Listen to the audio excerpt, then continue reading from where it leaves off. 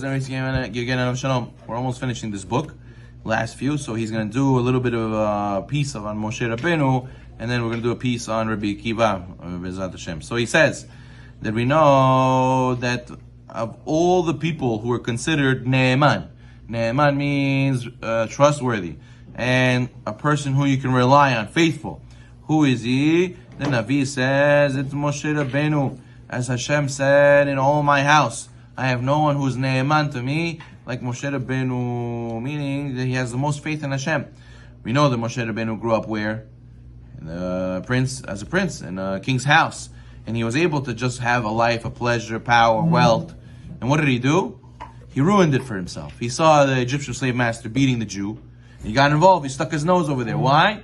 Because the Torah says, Rashi says, he set his eyes and his heart to be distressed on the brother's account. He couldn't enjoy having a good life and everybody else suffering.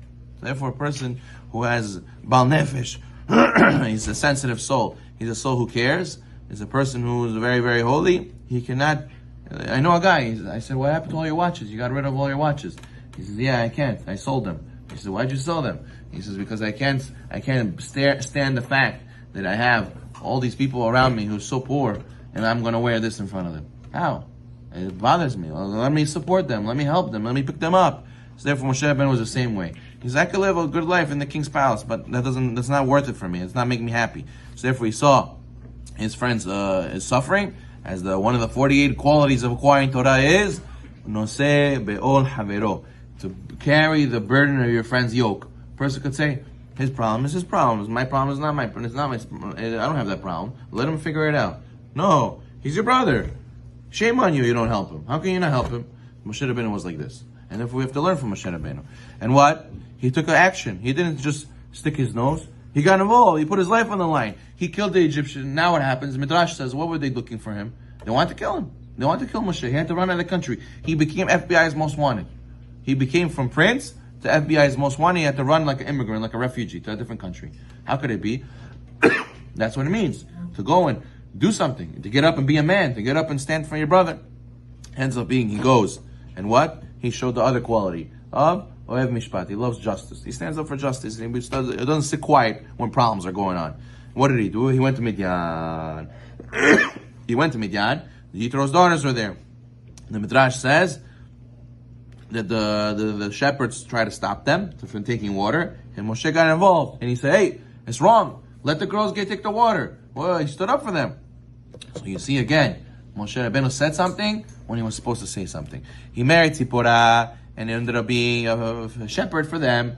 What did he do? He used to go where? He used to go in the desert. Why did he go to go in the desert, take the lamb over there? Because he didn't want to take from anybody's field. They didn't want the sheep to steal. So you see, again, even his day-to-day life, Moshe lived, breathed, and stuck to the ideals of the Torah. It's all a lesson for all of us. When we go and deal business, we have to also love mishpat, love justice, and not do wrong.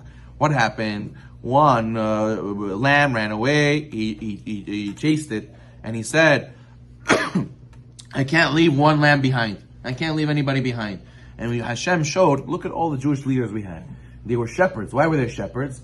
A shepherd is a leader. You lead the sheep. The sheep don't know any better. And you teach them, you show them, you take care of them. So therefore, this is an example of being a leader for Am Yisrael. Am Yisrael, some of them, we're all like sheep, you know? Some sheep are faithful. Some sheep don't know where they're going. It could be they fall off a cliff, they won't even realize. So the faithful shepherd, he says, no, I'll save you. He's like a leader. He's like the rabbi. So therefore, Hashem saw how Moshe Rabbeinu treated the sheep, and that's how he decided to make him the leader of Israel. There's a famous saying, the way you do something is the way you do everything.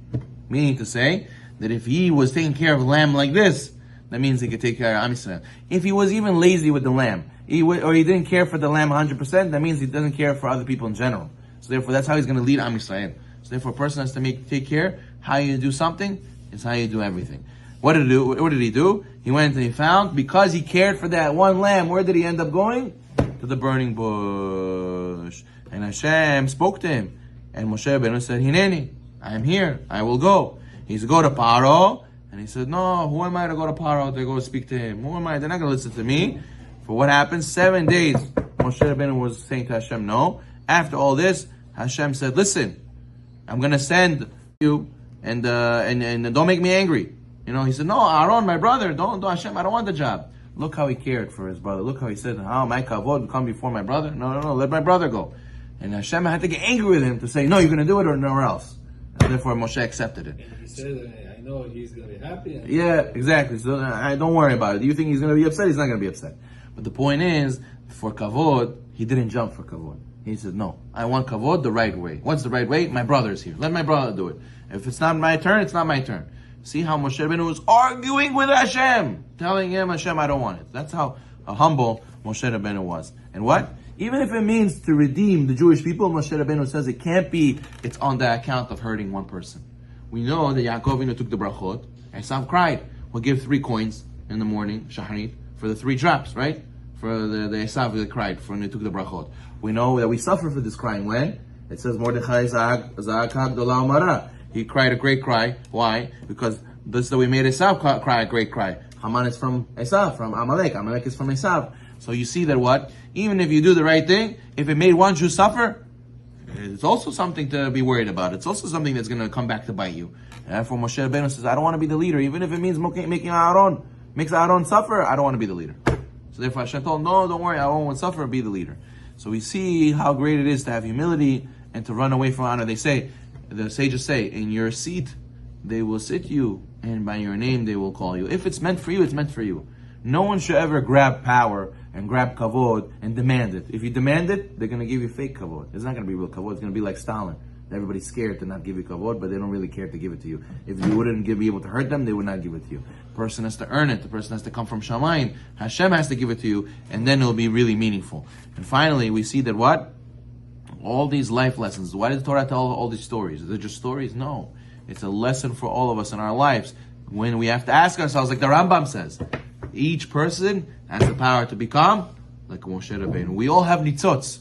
We all have a spark of Moshe Rabbeinu inside of us to give us this boost to be like him and to zocheh to bring the Geulah as well. Baruch Adonai.